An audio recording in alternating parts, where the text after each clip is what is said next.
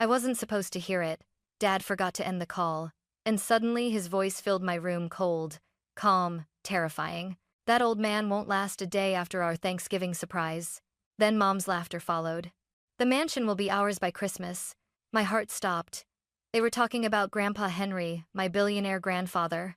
For a moment, I thought it was a cruel joke. But then Dad's voice dropped lower. Make sure the wine is ready. That's when I knew it wasn't a joke. It was a plan. I ended the call, shaking, and dialed another number. Grandpa, it's me. Please, don't come to dinner. He paused, then said quietly, Don't worry, sweetheart. I'll be there, and I won't be alone. 5 days later, when he walked into our dining room, my parents froze, and their faces turned pale. From the outside, we looked perfect. The Carter family, elegant, wealthy, unshakable. Dad managed one of Grandpa's real estate branches. Mom hosted charity events and smiled in every photo. And me? I was the quiet one, the daughter who believed we were lucky. After Grandma died last year, Grandpa Henry became quieter, more withdrawn. Dad said, He's old, Emily. He needs us. We'll make this year special for him. So when he suggested inviting Grandpa to Thanksgiving dinner, I thought it was sweet. Now I see it for what it was, bait. The week before the holiday, our mansion in Portland turned into a stage set. Mom barked orders at the housekeeper. No dust, no smudges. Henry Carter notices everything. Dad obsessed over the menu and wine. He loves his Cabernet. Make sure it's aged perfectly. Everything had to look flawless, the illusion of love hiding the rot beneath. I watched them rehearse kindness. Mom practiced her gentle laugh in the mirror. Dad rehearsed his charming lines. Henry, you've lost weight. You look 20 years younger. It was sickening.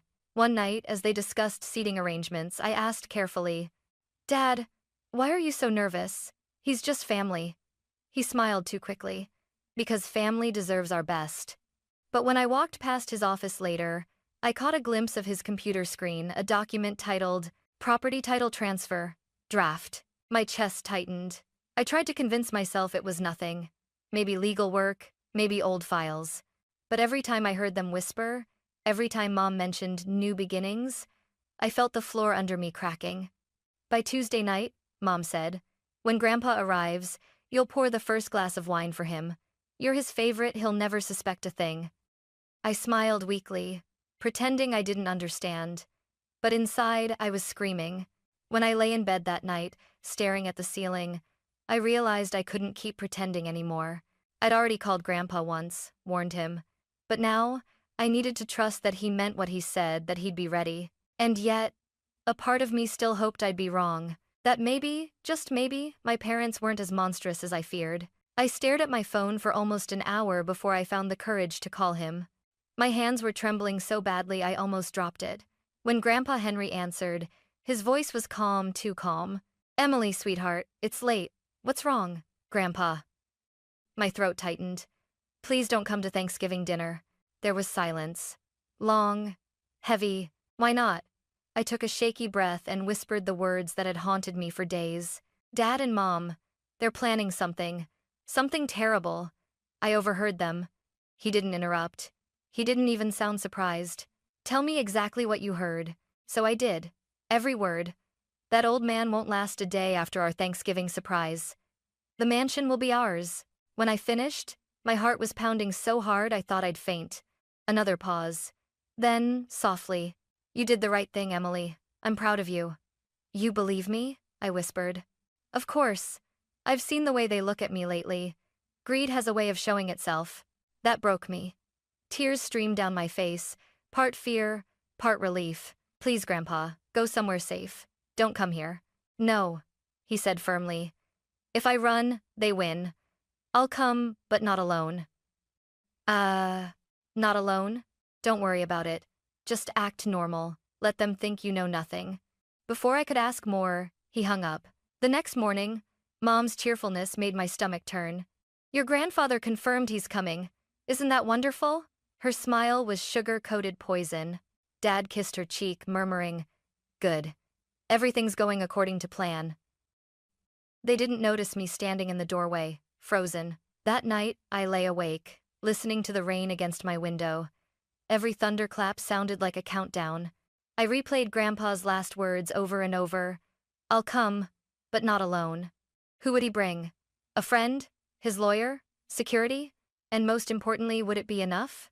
Because something in Dad's tone told me that whatever surprise they had prepared, it wasn't just poison in a glass. It was years of resentment finally boiling over, and in 5 days, it would explode right at our dining table. Thanksgiving morning arrived, but the air in our house felt heavy, poisoned. Mom was humming in the kitchen, a cheerful tune that didn't match the darkness in her eyes. Emily, set the dining table, dear. Everything must be perfect when your grandfather arrives. Her voice was bright, almost glowing like a spotlight on a crime scene. Dad paced near the fireplace, checking his watch every few minutes. He's never late, he muttered. Henry's too proud to keep anyone waiting. Every word dripped with something sharp expectation. Fear? I couldn't tell anymore. The caterers came around noon. The smell of roasted turkey, cinnamon, and butter filled the house. Normally, that scent meant warmth and family. Today, it just made my stomach twist. Mom floated around the kitchen like a performer rehearsing her final act. Wine glasses aligned, she said, adjusting one by millimeters. Candles lit right before he arrives. And Emily remembered a smile. I wanted to scream. Smile? While they planned to kill him? Around 4:30, I slipped into my room to text Grandpa. Are you still coming? Please tell me you're safe. No reply. Minutes turned into an hour. Outside, the sun began to set, casting long orange streaks across the mansion's marble floors. Dad stood by the window, staring at the driveway. He's late, he said, jaw tightening. He's making us wait, Mom replied coldly. He always liked to control the room. Then, at exactly 6 p.m., headlights appeared through the front gate. Mom straightened her pearl necklace. Showtime, she whispered. The doorbell rang. Dad opened it and froze. Grandpa Henry stood there, tall as ever in his dark overcoat. His silver hair gleamed under the porch light. But he wasn't alone.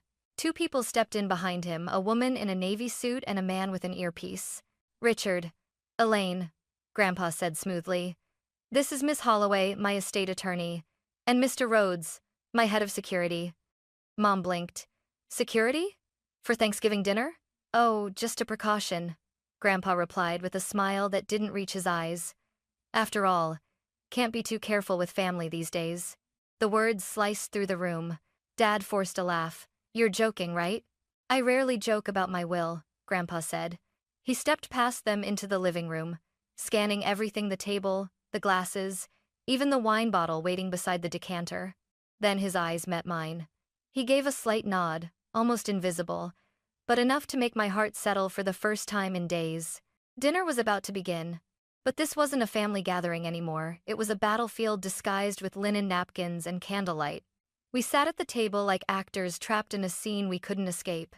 The golden light from the chandelier shimmered against the crystal glasses, making everything look perfect, too perfect. Even the air felt rehearsed. Grandpa sat at the head of the table, calm, almost regal. Mom and Dad sat across from him, faces stretched into polite smiles. I sat between them, the only one who knew the truth on both sides. So, Grandpa began, carving the turkey slowly, deliberately. Richard, I heard the Portland office is still struggling. Is that true? Dad stiffened, his fork halfway to his mouth. We're handling it. These things take time. Ah, Grandpa murmured. 30 years of my work, and still no progress. Curious. The silence that followed was deafening. Even the ticking of the clock felt loud. Mom cleared her throat. Henry, maybe we should just enjoy dinner. No business talk tonight. Of course, Grandpa said, smiling faintly. You're right, Elaine. Let's talk about family instead. He turned his gaze on me. Emily, my dear, why don't you pour the wine? You've grown so much, I'd like to see how steady your hands are. My heart nearly stopped. I reached for the bottle, my fingers trembling slightly. The ruby-red liquid flowed smoothly into each glass. When I got to Grandpa's, he lifted a hand. Allow me, he said softly. He took the bottle from me, poured his own, then almost too casually switched his glass with Dad's. No one else seemed to notice. But I did. And so did Grandpa's attorney, Miss Holloway, whose eyes flicked up just once, as if confirming something. We ate in silence for a few minutes. Then Grandpa set his fork down, his tone deceptively calm. You know, Richard, when your mother was alive, she used to say Thanksgiving was about gratitude, about appreciating what we have, not taking what isn't ours. Dad's smile faltered. We appreciate everything you've given us, he said. Don't we, Elaine? Of course, Mom said quickly, her voice too high, too fast. Good, Grandpa replied. Because I've been thinking a lot about legacy, about who deserves to carry it forward. He looked straight at me. Emily has integrity. She doesn't lie. She doesn't steal. The air cracked. Dad's hand tightened around his knife. What exactly are you implying? Grandpa leaned back, utterly composed. I'm not implying anything, Richard. I'm simply reminding you that greed has consequences. Then he raised his glass. To family, he said. Dad hesitated, but lifted his own glass, the one Grandpa had switched. He drank deeply. For a split second, everything was still. Then, color drained from his face. What? What did you do? Grandpa smiled faintly. Nothing serious.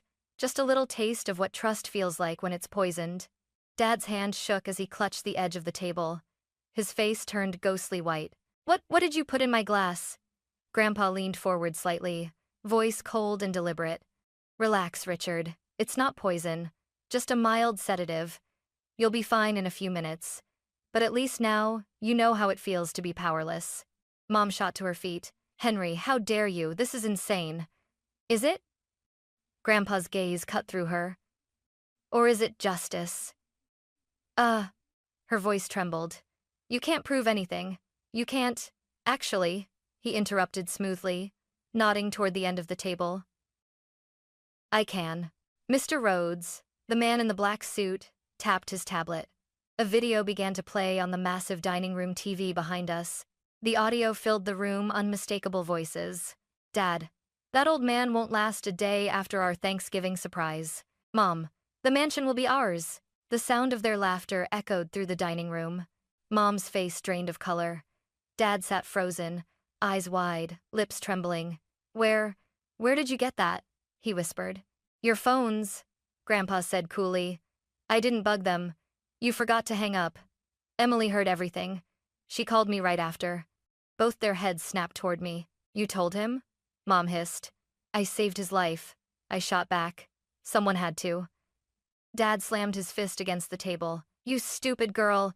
You've ruined everything. No, Grandpa said, standing. You ruined yourselves.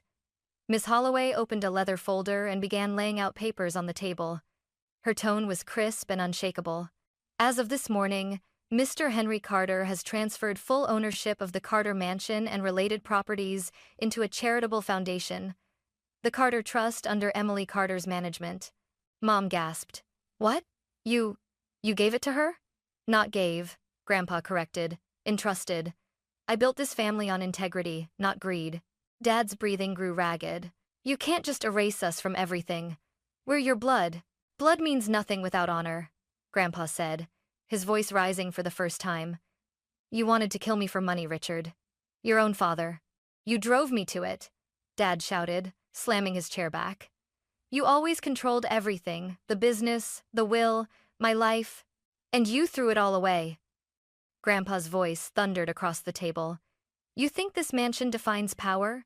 You think stealing it would make you more than the weak, frightened boy who always blamed others? Mom covered her ears, trembling. Stop it, both of you. But Grandpa didn't stop. You wanted my empire? Fine, take it. But you'll live with what you've done. Every paper, every recording, every witness, it's all ready to hand to the authorities.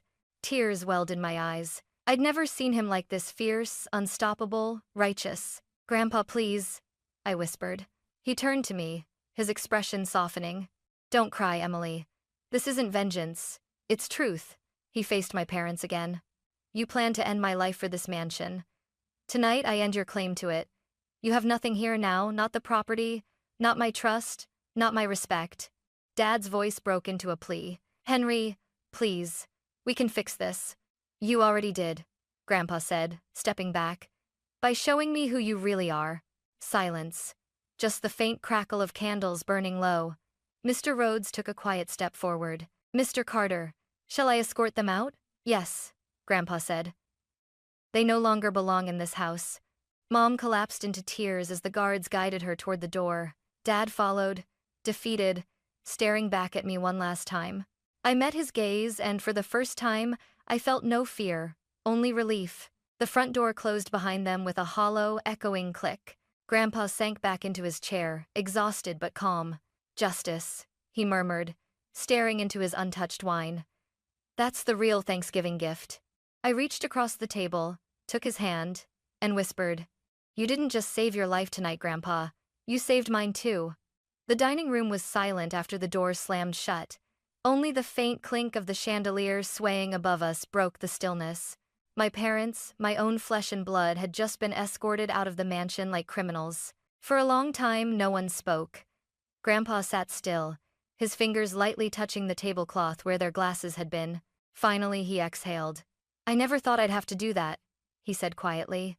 "Not to my own son." I swallowed hard, my voice trembling. "You did what you had to do." "No," he said, shaking his head slowly.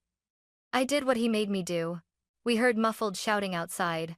I moved toward the window. In the driveway, Dad and Mom were arguing, faces twisted with rage and shame. Their voices echoed off the stone walls. "You promised it would work," Mom screamed. "You're the one who wanted this," Dad snapped back. "It was your idea to poison him. You agreed. Don't you dare pin this on me." They were tearing each other apart, the perfect couple unraveling under the weight of their own greed. I pressed my hand to my mouth, my heart breaking and burning at the same time. "They're destroying themselves," I whispered. Grandpa joined me at the window, his reflection beside mine in the glass. "Evil never stays united, Emily," he said softly. "It always turns on itself." A flash of red and blue lights pierced the darkness. 2 police cars pulled up by the gate. "I called them earlier," Grandpa said calmly. "Before dinner, just in case." Within minutes, the officers were at the door. One of them, tall, steady, stepped inside. "Mr. Carter, we received your report. Are these the individuals you mentioned?" Grandpa nodded toward the driveway. "Yes, that's my son and his wife. They tried to harm me. You'll find evidence inside." The officers left to speak with them. I watched as my mother's expression morphed from anger to terror when they opened her purse and found the small glass vial, the same powder she had meant for Grandpa's wine. "Elaine Carter, Richard Carter," one officer said, voice firm. "You are under arrest for attempted assault and conspiracy to commit harm." Mom's scream ripped through the cold air as they cuffed her. Dad didn't resist.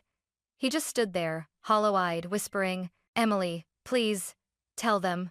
I shook my head slowly, tears spilling down my cheeks. "I can't save you from yourselves." As they were led away, the wind carried her voice back to me. "You ruined this family, Emily." "No," I thought, "you did." When the police cars disappeared down the long driveway, silence returned, the kind that feels heavier than sound. Grandpa put a gentle hand on my shoulder. "You were brave," he said. "Braver than I could have asked for." "It doesn't feel like bravery," I whispered. "It feels like losing everything." "Sometimes," he replied. "You have to lose what's rotten to save what's worth keeping." The candles flickered out one by one, and in that fading light, I realized Thanksgiving wasn't about gratitude anymore. It was about survival. The next morning, sunlight crept into the mansion like it was afraid to enter. Everything was still: the chairs, the plates, the untouched turkey, frozen reminders of what had happened. I walked downstairs to find Grandpa sitting by the fireplace, his reading glasses on, flipping through documents. His expression was calm, but his hands trembled slightly. "Did you sleep?" I asked. He looked up and smiled faintly. I closed my eyes, but my mind didn't rest. Mine neither. The silence between us wasn't empty. It was full of everything we didn't need to say.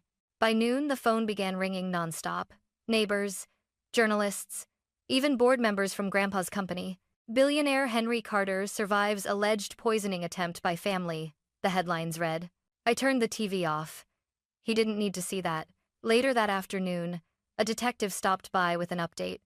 "Mr. Carter," he said, "we've charged both suspects. There's enough evidence for attempted homicide and conspiracy." The video and the powder samples were decisive. I watched Grandpa nod solemnly, like a man accepting both justice and heartbreak at once. "And the daughter?"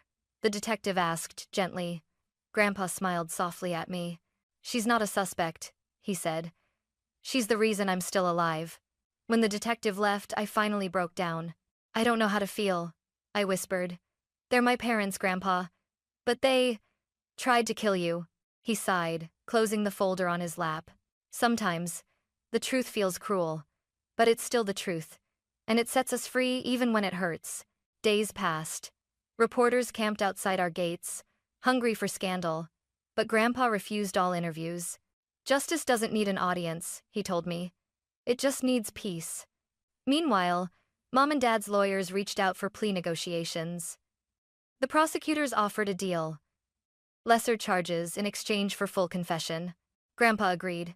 Not because I pity them, he said, but because I want this to end without hatred. At his acuity of the Mater face. When the verdict came 2 weeks later, it felt surreal. 3 years probation. 200 hours of community service at a senior care home. They were forbidden from contacting Grandpa or me for 5 years. The tabloids called it lenient, but I knew better. It wasn't mercy.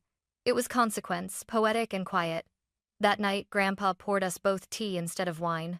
To truth, he said, raising his cup. And to peace, I added. As the fire crackled beside us, I realized something. Justice isn't loud. It doesn't always punish. Sometimes, it simply restores balance and lets you breathe again. A month later, the mansion felt different, quieter, lighter, like it had finally exhaled after years of holding its breath. Winter had settled over Portland. The gardens were draped in frost, the fountains frozen in mid-splash. Inside, Grandpa and I decorated the Christmas tree, something Grandma used to do before she passed. Silver or gold? I asked, holding 2 ribbons. Silver, Grandpa said. Gold feels like the past. He smiled faintly as he placed the last ornament, a small photo of Grandma in her wedding dress. We stood back and admired the lights twinkling across the branches. For once, the silence between us wasn't painful. It was peace. After a while, Grandpa handed me a small velvet box. What's this? I asked. Open it. Inside was a single, old-fashioned key attached to a brass tag that read, "The Carter Foundation." It's yours now, he said quietly. The trust we created, the one that owns this mansion and funds scholarships. I want you to run it. Me? I gasped. But I'm not ready. You are, he said, eyes soft but firm. You saw evil and chose good. You stood for truth when it cost you everything. That's what leadership means. Tears blurred my vision. I threw my arms around him, and for a moment, I felt like a child again, safe, loved, whole. Outside, snow began to fall, covering the world in white. For the first time in months, I didn't feel haunted by what had happened. I felt grateful not for what I lost, but for what survived. Family isn't just blood. It's who stands beside you when the world falls apart. And that night, as the fire burned low and Grandpa dozed in his chair, I whispered a silent promise. I would honor his legacy not with wealth, but with truth. And when the world looked at the Carter name again, they wouldn't see betrayal. They'd see redemption.